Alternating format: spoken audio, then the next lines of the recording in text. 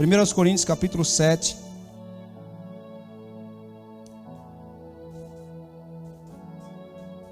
Eu quero pensar nesse texto hoje sob uma perspectiva diferente. Eu sei que o capítulo 7 de 1 Coríntios fala sobre casamento. 1 Coríntios 7 fala sobre o quê? O capítulo que dá mais detalhes sobre casamento na Bíblia está onde? 1 Coríntios 7. Esses 40 versículos que tem aqui dão muitos detalhes sobre o casamento. Então você pode ler. E eu me lembro a primeira vez que eu li a Bíblia, novo convertido, e quando eu cheguei aqui nesse texto, eu corri e chamei minha mãe. Falei: mãe, olha aqui que eu vi aqui. Ela disse: o quê? Eu falei: olha, a Bíblia diz que o solteiro pode casar e que a solteira pode casar. Se quiser ficar solteiro pode. Eu falei: e a viúva pode casar de novo? Ó. Minha mãe era viúva, né? Ela disse: sim, e aí? Eu falei: então, se aparecer um homem de Deus e a senhora quiser casar de novo. Aí ela sorriu. E minha mãe, depois se converteu, ela não quis mais ter nenhum relacionamento. Mas é interessante como a gente vai descobrindo as coisas na Bíblia e a gente vai, então, vendo como é que vive, como é que coloca em prática. E às vezes, irmão, corremos o risco de passar despercebidos de coisas preciosas que estão na palavra de Deus, e podemos passar despercebidos com uma leitura superficial. Então a gente precisa se aprofundar nas Escrituras, e eu quero fazer isso um pouco hoje com vocês em relação a esse texto. Nós vamos falar sobre eliminar as distrações da nossa vida. Qualquer coisa que nos impeça e nos atrapalhe de servir a Deus é uma distração, ainda que não seja algo que é pecado. Ok? Vamos lá, a partir do versículo 23 de 1 Coríntios 7. Diz assim: fostes comprados por bom preço. 1 Coríntios 7, versículo 23, na outra versão está escrito assim: vocês foram comprados por alto preço, portanto não se deixem escravizar pelo mundo. Versículo 24: irmãos, cada um permaneça diante de Deus no estado que foi chamado. Ora, quanto às virgens, não tenho o mandamento do Senhor, dou, porém, o meu parecer, como quem tem alcançado misericórdia do Senhor, para ser fiel. Acho que é bom, por causa da presente crise, o homem permanecer assim como está. Está ligado à mulher, não busque separar-te. Estás livre da mulher, não busque casamento. Mas se te casares, não pecas, e se a virgem se casar, não peca. Todavia os tais padecerão tribulação na carne, e eu quisera poupar-vos. Diga assim: quem casa, passa tribulação na carne. Mas quem não casa também. Entendeu? Cada um com seus desafios. Todo mundo vai passar luta, solteiro ou casado. Vamos lá, versículo 29. Isso, porém, vos digo, irmãos, que o tempo se abrevia. O que resta é que os que são casados sejam como se não fossem. Os que choram, como se não chorassem. Os que se alegram, como se não se alegrassem. Os que compram, como se nada possuíssem. Os que usam desse mundo, como se dele não abusassem. Pois a aparência desse mundo passa. E bem quisera eu que estivesseis livres de cuidado. O solteiro cuida das coisas do Senhor, em como há de agradar ao Senhor. Mas o casado cuida das coisas do mundo, em como há de agradar a sua mulher. E está dividido. A solteira cuida das coisas do Senhor para ser santa, tanto no corpo como no espírito. Porém a casada cuida das coisas do mundo, em como há de agradar seu marido. Digo isso para proveito vosso, não para vos enredar, mas para o que é decente, e para vos dedicardes ao Senhor sem distração alguma. Eu vou ler a partir do verso 32, na versão NVT. Olhe só, irmãos. Quero que estejam livres das preocupações desta vida. Quero que estejam livres de quê? das preocupações dessa vida. O homem que é casado tem mais tempo para se dedicar à obra do Senhor e pensar em como agradá-lo, mas o homem casado precisa pensar em suas responsabilidades nesse mundo, em como agradar sua mulher, sua esposa. Seus interesses estão divididos.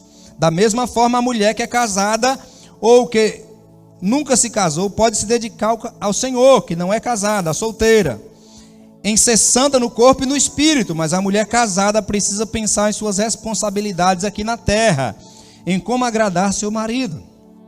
Digo isso para seu bem e não para lhes impor restrições. Presta bem atenção, irmãos.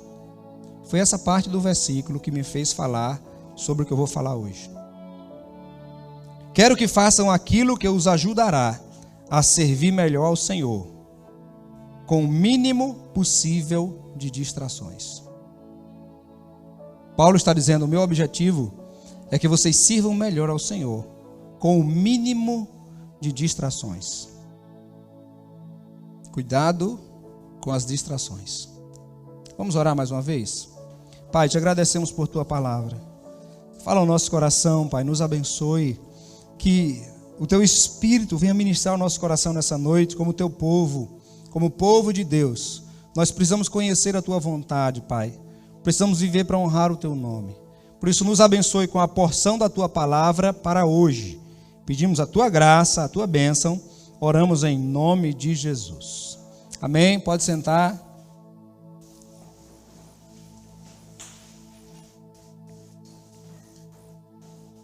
Eliminando as distrações. Tem tanta coisa boa, irmão, mas que se coloca como um empecilho quando nós não sabemos usar de maneira correta. Coisas que nos atrapalham, coisas que nos impedem. E alguns tentam, às vezes, preencher o vazio que é para ser preenchido com o Senhor, com qualquer outra coisa dessa terra, e eu quero lhe garantir que não dá certo. Não dá certo. Eu não sei se você lembra que eu ministrei um dia aqui sobre a arca, e aqueles dois querubins estão estampados em cima da tampa da arca. Entre eles tem um espaço vazio. E aí o Senhor diz assim: desse lugar é que o Senhor vai falar com vocês. Você precisa ter um espaço de tempo que não está ocupado com alguma coisa, que não está preenchido com alguma coisa. Tirar todas as distrações e de propósito e com o objetivo de buscar a Deus, deixar um tempo livre para buscar a presença dEle. É no espaço vazio que você vai conseguir juntar, que Deus vai se manifestar a você e que Deus vai falar com você. Nós tentamos às vezes trazer alegria para a alma, paz para a alma, de diversas maneiras. Tem gente que procura química para trazer paz para sua alma. E não vai encontrar um prazer momentâneo, mas depois o vazio vai estar lá de novo. Que a única coisa que vai preencher o vazio do ser humano é muito grande, tão grande, que só um Deus Todo-Poderoso pode preencher esse vazio. Nada desse mundo pode preencher esse vazio. Tem gente que tenta suprir isso com bens materiais e não dá certo. Outros tentam suprir isso e tentar trazer paz para a alma por meio de adquirir objetos e compras, ou talvez por meio de comida. E tem algumas coisas, irmãos, que não combinam com a emoção. Dinheiro é uma delas. Comida é outra. Se você tentar comer para trazer paz para a sua alma, isso vai trazer prejuízos à sua saúde física. Se você tentar suprir uma carência da alma com compras, você vai ter dificuldades nas suas finanças. Então é preciso entender que nada vai substituir. Aí algumas pessoas pensam assim: eu vou casar, e quando eu casar, aí vou ficar completo. Vai preencher e eu vou ficar completo. Eu quero dizer a você que não fica. Quando o versículo 23 diz assim: olha, vocês foram comprados por bom preço, vocês foram comprados e vocês pertencem ao Senhor. Aí alguns que estavam tentando talvez preencher algo em sua vida com um cônjuge, com um marido ou com uma esposa. Quem está solteiro tem seus desafios. Quem está casado também, desafios diferentes. A Bíblia diz que o solteiro cuidem como agradar a Deus. Nós estamos falando aqui de solteiro consagrado. Porque tem solteiro que não quer saber de nada de agradar a Deus. Nada! Tem gente que é solteiro, mas não resolve a vida dela com Deus. Se casar, também não vai resolver. Tem casado que a Bíblia diz que deve cuidar de como agradar a Deus e agradar a esposa. A mulher tem que agradar a Deus primeiro, segundo, agradar o marido. Não é os filhos, não é ninguém, é o marido. É Deus primeiro, depois o marido. E a gente vai colocar essas coisas no lugar hoje. Amém? Amém ou não amém? Vamos lá, então tem alguns problemas que os solteiros enfrentam. Solidão. O casamento não resolve, porque eu conheço muitos casados que se sentem muito solitários, sozinhos. Segunda coisa, tentação sexual. Quando eu casar, meus problemas nessa área está tudo resolvido. Não está. Porque eu não sei quantos homens casados eu já atendi com problema nessa área. Um dos homens que eu mais admiro nessa terra, John Bevere, em inglês o certo é John Bevere. Ele conta que ele ficou oprimido durante muitos anos da sua vida, desde os 17 anos de idade. E ele disse que se converteu, e aí disse: pronto, agora essa área vai me resolver. Não resolveu. Ele casou, disse: agora resolve, que agora eu casei. Não resolveu. Aí ele disse que foi consagrado ao ministério pastoral. Agora resolve. Eu recebi uma unção de pastor. Não resolveu. Ele conta o testemunho dele. Ele precisou buscar muito a Deus. E Deus ministrou fortemente a vida dele para libertar ele da vida promíscua que ele vivia. Não é o cônjuge que vai libertar a pessoa disso. Tem que buscar a satisfação da alma em Deus. Qualquer outra coisa que você coloque nesse lugar não vai dar certo. Vai ser apenas mais uma distração para atrapalhar você de servir a Deus. Estamos partindo do pressuposto de que você está na igreja, ou que alguém está ouvindo essa palavra depois, gravada, e que essa pessoa tem interesse em servir a Deus. Quer servir a Deus, mas as distrações estão aí. Aí tem gente que pensa que casar vai resolver seus problemas. Não vai resolver. Se você casar pensando em suprir alguma coisa que falta em você, vai ser pior para você. Terceira coisa que as pessoas pensam que vão resolver quando casar: satisfação na alma. Eu acho que falta alguma coisa em mim, deve ser o casamento. Não é o casamento. Não vai suprir na sua alma. Eu acho que é porque agora eu preciso ter filho. Porque quando eu tiver filho, aí minha alma não vai ser filho também que vai suprir. Quem não tem a alma em paz sozinho, não terá a alma em paz junto com outra pessoa. Essa alma pode ficar mais atribulada e atribular até a pessoa com quem vai casar. Se você é um bom ímpar, você servirá para ser um bom par. Mas se você não é um bom ímpar, você será um péssimo par. Perguntaram um dia para uma mulher que tinha um casamento duradouro e considerado um casamento bem-sucedido. Perguntaram àquela mulher de Deus, disse: olha, fulano de tal faz você feliz? Ela disse: não, ele não me faz feliz. Eu já era feliz antes de me casar com ele. E Deus me deu ele para a gente compartilhar a nossa vida um com o outro. Mas quem me faz feliz não é ele. Eu tenho Jesus que me faz feliz. E eu já era feliz, eu já tinha Jesus antes de casar com ele. E não é ele que me realiza, não é ele que me satisfaz. Porque quem casa para buscar satisfação no outro, vai atormentar a vida do outro. Então não seja um tormento na vida dos outros. Você que está solteiro, quando casar, não busque satisfação para a alma no cônjuge. Você que é casado, para de oprimir o teu cônjuge, querendo buscar satisfação nele. E a quarta e última coisa, eu vou ser livre de dificuldades. Quando eu casar, eu vou ter uma pessoa do meu lado e agora não vou ter mais dificuldade. Isso é ilusão. Porque você vai continuar com muitas dificuldades. Antes você lutava por você, agora você vai lutar por dois. Por você e pelo seu cônjuge.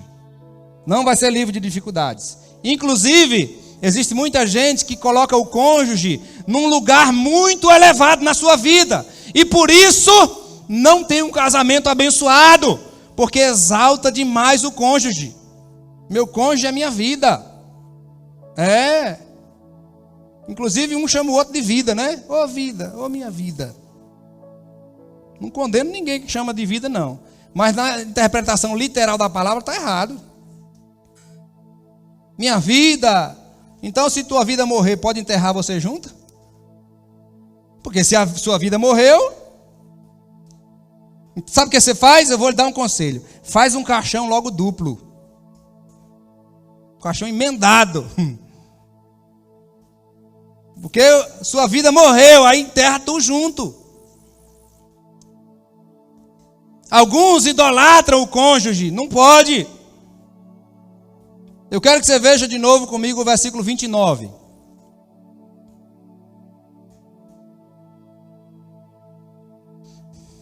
Porém, isso vos digo, irmãos, que o tempo se abrevia.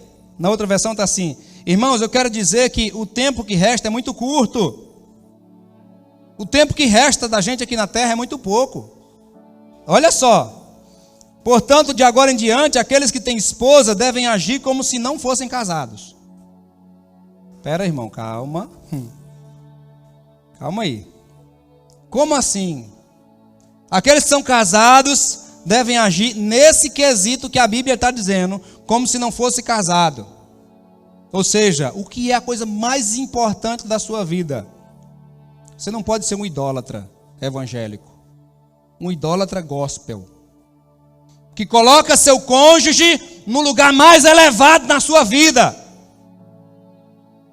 Coloca seu marido no lugar mais elevado, e se seu marido morrer, Deus me livre, não quero nem pensar nisso, meu Deus. Se sua mulher morrer, meu Jesus. Perguntaram um dia para o pastor Marcelo Gomes, a esposa dele que perguntou a ele, disse: meu bem, se um dia eu morrer, você vai querer casar de novo? Ele disse assim: depende. Aí ela disse: depende de quê? Ele disse: depende de quem vai estar lá no velório.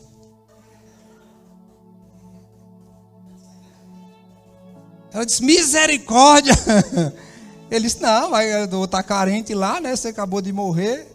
Depende de quem vai vir consolar. E lógico que ele falou isso, ele estava brincando com ela. Mas, irmão, a sua vida não deve ser pautada em nada dessa terra. Isso aqui não está falando só do casamento, irmãos, está falando da vida. Que a sua vida deve ser dedicada àquele que comprou você. Quem foi que lhe comprou? Quem foi que derramou o sangue para você ir para o céu? Para perdoar seus pecados? Não foi Jesus? Então Jesus deve ter a máxima prioridade na sua vida. Não estamos falando, irmão, só de casamento, não. Agora, o contexto aqui, Paulo está falando de casamento. Aquele que é casado, viva como se não fosse casado. Ou seja, dedique-se ao Senhor e à sua esposa.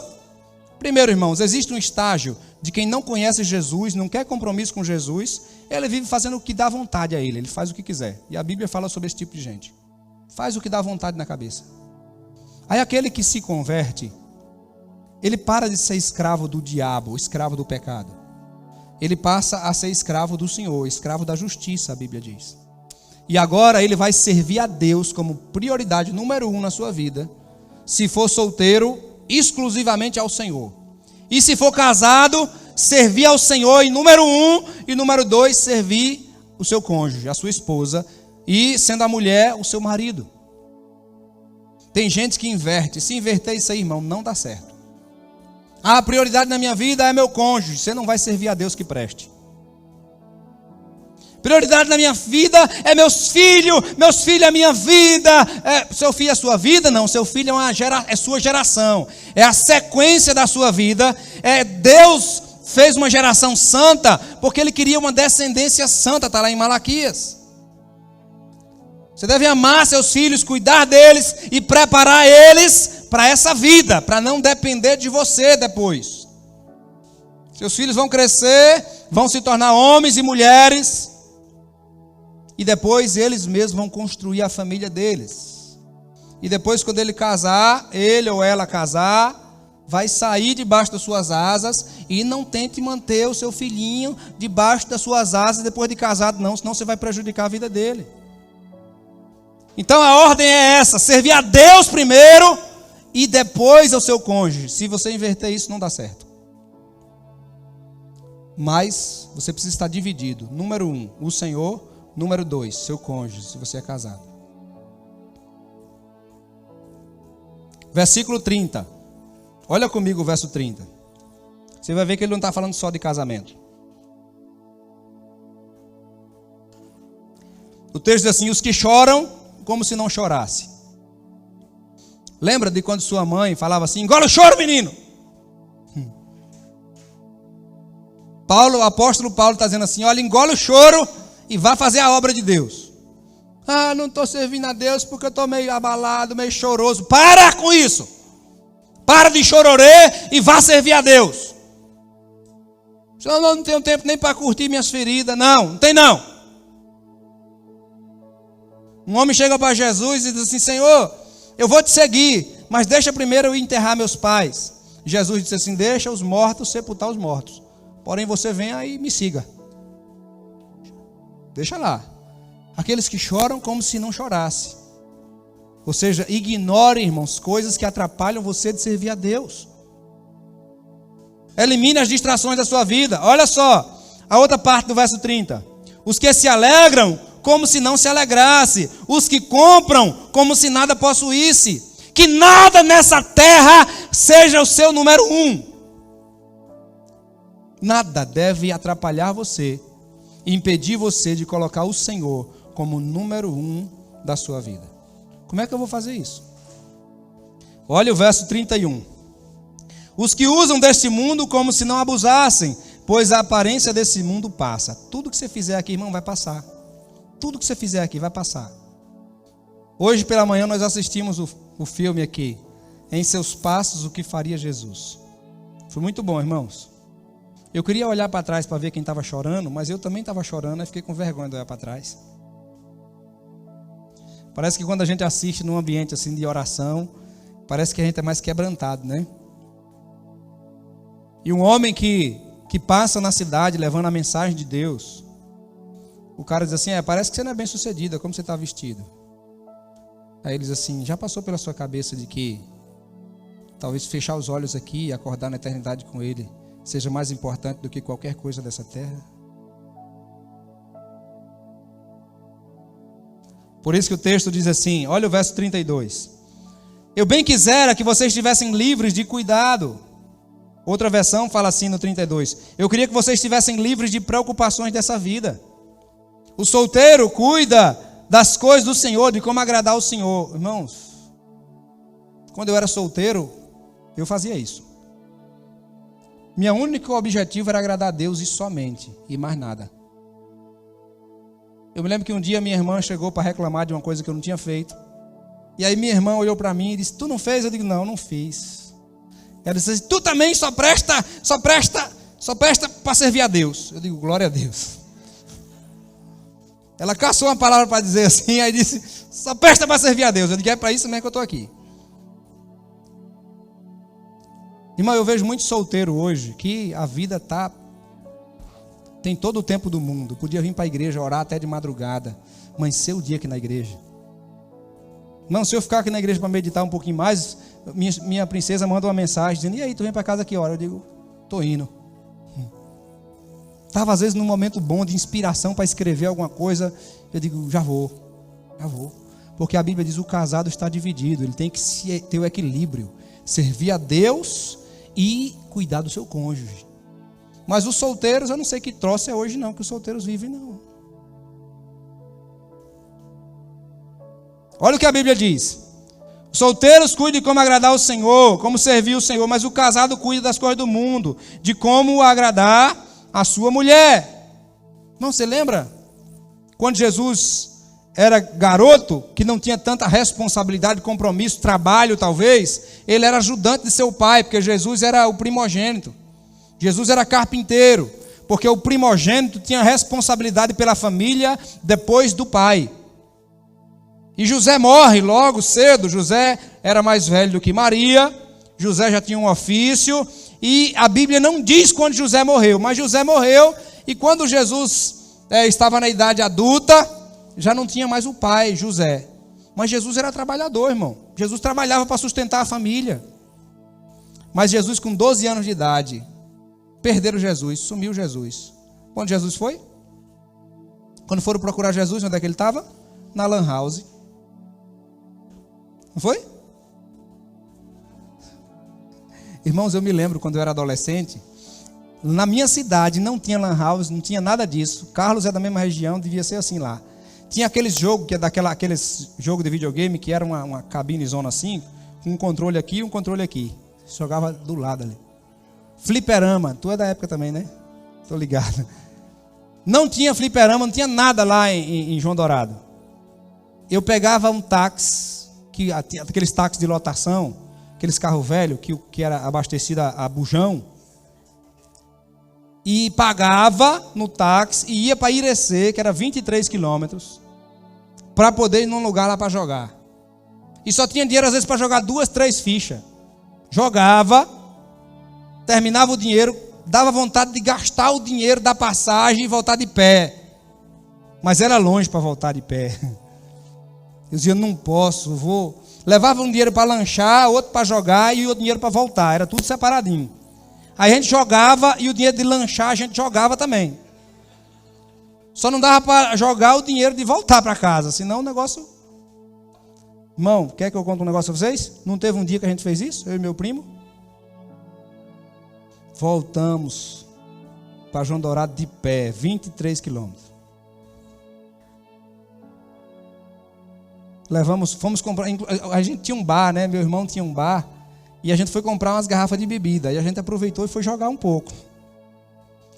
Na hora de jogar, estava tão bom jogando, acabou o jogo, disse, e agora? E agora só tem o dinheiro de voltar, vamos jogar, né? Volta de pé, vamos voltar de pé. Jogamos, irmão, voltamos de pé. Até pertinho de João Dourado, a gente não aguentava mais as pernas, com as garrafas de bebida numa sacola, e a gente brincando na estrada, caiu essas garrafas, quebrou, virou nem nada. Mas, irmão, agora vamos pensar em Jesus. Aquele que veio como um filho de Deus para cumprir uma missão nessa terra. O que é que Jesus faz? Irmãos, quando vão procurar Jesus, Jesus estava na igreja, conversando com os adultos. Irmãos, devemos clamar a Deus por uma geração como essa. Hoje é jovem, adolescente, é adulto, é todo mundo distraído com tanta coisa que o mundo hoje oferece. Tem algum dia da semana que você desliga o teu celular? Ou você está disponível 24 horas por dia? Tem algum dia que você desliga o teu celular? Bom, tem dia que eu olho o meu celular pela última vez 9 horas da noite e só olho no outro dia 9 horas da manhã. Porque, irmão, se você não fizer isso, é tanta gente para responder, é tanto grupo para você prestar atenção. E eu já saí de um monte, um ou outro que eu fiquei ainda, eu não respondo e não participo, às vezes até do grupo da igreja. Alguém diz, pastor, você viu aquele vídeo lá? Eu digo, não vi não, irmão. Em que grupo? No da igreja. Eu digo, ixi, não vi não. Irmão, cuidado com as distrações. Não vai dar tempo de eu falar tudo que eu queria, mas eu quero chamar a tua atenção aqui. Olha o versículo 34 e 35. Seus interesses estão divididos. Da mesma forma, a mulher que não é casada ou que nunca se casou pode se dedicar ao Senhor em ser santa no corpo e no espírito. Mas a mulher casada precisa pensar em suas responsabilidades aqui na terra, né? Em como dar prioridade ao marido, cuidar do marido, ficar cheirosa para o marido, fazer comida para o marido, agradar o marido, depois de ter buscado a Deus primeiro. O Senhor é prioridade. Amém? Amém ou não amém? Eu não escutei as mulheres dizerem amém. Eu vou contar até 3, eu quero ouvir um amém das mulheres casadas. 1, 2, 3. Nunca vi elas falar com tão pouco entusiasmo.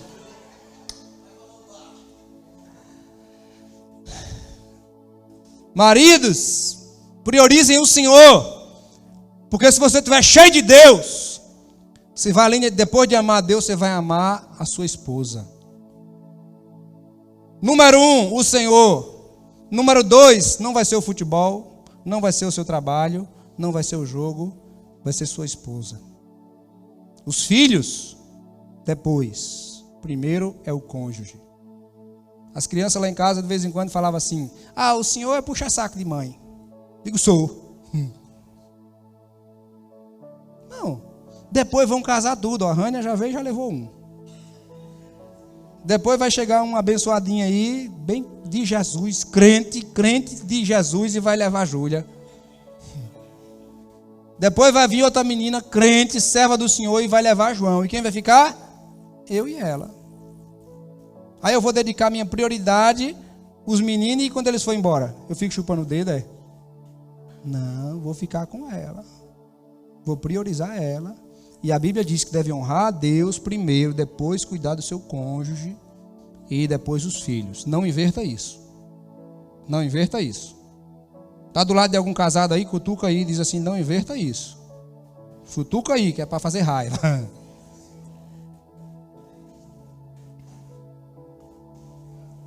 Versículo 35.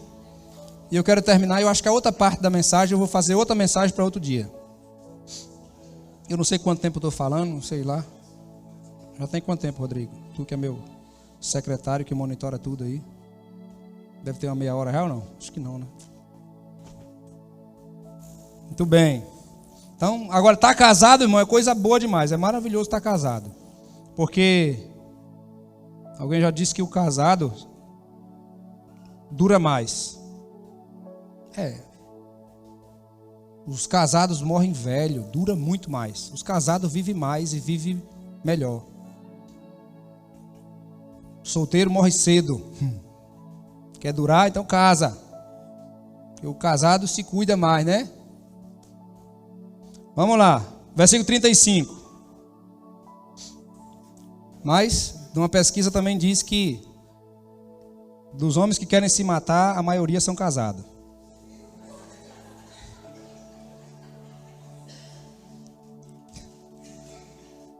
Deve ser por causa da responsabilidade que assume, né? Mas vamos lá. 1 Coríntios 7:35. Diz assim: digo isso para proveito vosso, digo isso para o seu bem, e não para lhes impor restrições.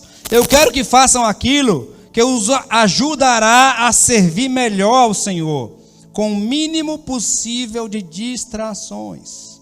O mínimo possível de distrações. Para que você tenha o mínimo possível de distrações, você precisa entender qual é a sua prioridade de vida. Qual é a sua prioridade? Qual é seu alvo? Qual é seu alvo? Tenha cuidado de estabelecer um alvo pelo qual vale a pena morrer. Porque você pode morrer seguindo esse alvo. E aí está tudo certo, ok? Deu para entender? Qual é seu alvo? Pensa aí, eu quero te dar um tempinho. Pensa aí, vá, qual é seu alvo de vida? Meu alvo é ter tantos filhos, é isso, é conseguir isso, aquilo outro. Qual é seu alvo? Pensa aí, qual é seu alvo? Esse alvo que você tem, vale a pena morrer por ele? Vale a pena dar sua vida por ele? Inclusive tem gente que diz assim: pastor, pelos meus filhos eu dou minha vida, eu morro por eles. Seus filhos não precisam que você morra por eles. Seus filhos precisam que você viva por eles. Se você não vive por eles, é mentira de que você morreria por eles. Não faça como Davi, que quando o filho dele, Absalão, morreu, eles: Absalão, meu filho, quem me dera morrer por ti. Irmão, se Absalão pudesse falar, ele ia dizer assim: meu pai, eu queria que o senhor tivesse vivido por mim, e não que o senhor morra por mim. Porque Absalão viveu oprimido, angustiado, cheio de problema, queria conversar com o pai, mas o pai fugia de problema. Sabe o que Davi fazia? Davi sabia que a bronca era grande para resolver com Absalão. Então Davi dizia assim, não, deixa Absalão lá. Não vai resolver, não vai conversar, não vai solucionar. Absalão comete coisas terríveis e o pai não vai na casa dele pegar ele pela abertura. O pai não dedicou tempo para o filho. Então, o mínimo de distrações possíveis, porque primeiro servir a Deus, depois cuidar do seu cônjuge, cuidar da sua família. E qualquer coisa que atrapalhe esse processo, você deve interromper. Aquele que é casado, viva como se não fosse. Aquele que sorri, como se não tivesse alegre. Aquele que chora, como se não chorasse. Aquele que possui bens, como se não tivesse nada. Ou seja, sua prioridade número 1 é servir a Deus. Engula o seu choro e vá servir a Deus com a sua vida. Elimine qualquer distração, qualquer coisa que impeça você de seguir para o alvo. Eu ia falar do texto de Filipenses 3, que era a outra metade da mensagem, mas eu já gastei o tempo todo na primeira metade, outro dia eu prego a outra parte. Vamos ficar de pé?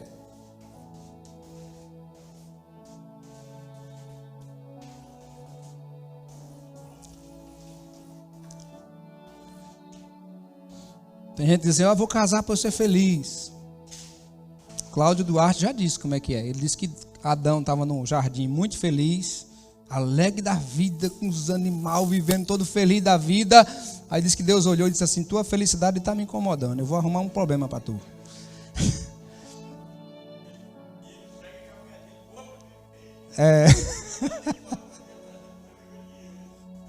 E nós fomos num congresso que ele estava lá. E a esposa dele pregou. Eu nunca tinha visto a esposa dele pegar, a Mary. E ela pregou, irmãos, foi um testemunho lindo, foi forte o testemunho dela, a história deles, do casal. Já teve lugares que o pastor Cláudio Duarte não foi pregar em encontros de casais, porque falaram a ele, a gente não quer que o senhor venha pregar, porque o senhor não anda com sua esposa. Aí ela disse assim, irmãos, às vezes que eu não fui com ele, não foi por causa dele, foi por causa de mim. Ela disse, ele nunca me forçou a ir para a igreja, nunca me obrigou a fazer as coisas, nunca me obrigou a ir num evento com ele. Ele sempre respeitou o meu tempo. Ela disse, quando falava em encontro de casais, eu tinha raiva disso. Ela dizia, ele ia, mas eu não queria ir e ele respeitava, ele nunca me cobrou. Então o pastor priorizou Deus. E aí outros pastores disseram assim, pastor, é só uma questão de tempo, você viaja sozinho, né? Falaram com ele, você viaja sozinho, é só uma questão de tempo, você vai cair. Você viaja sem sua mulher, você viaja só. Eles, quem disse que eu viajo só? Ele disse, eu só durmo num quarto, tem cama de casal. E minha mulher está lá em espírito, ela está do meu lado. Ele já teve lugar que eu recusei pregar, porque a cama não era de casal. Ele disse, porque eu vou e a aliança com Deus, com a esposa dele, está no coração. Eles disseram muita coisa, criticaram ele por isso. E ele quietinho ficou. Hoje a esposa dele acompanha ele para pregar nos encontros de casais. Então, irmão, priorize Deus. Priorize seu cônjuge. Priorize sua família. E qualquer coisa que se colocar como obstáculo, como distração. Quando você chegar diante de Deus, você não vai prestar conta dos bens da terra.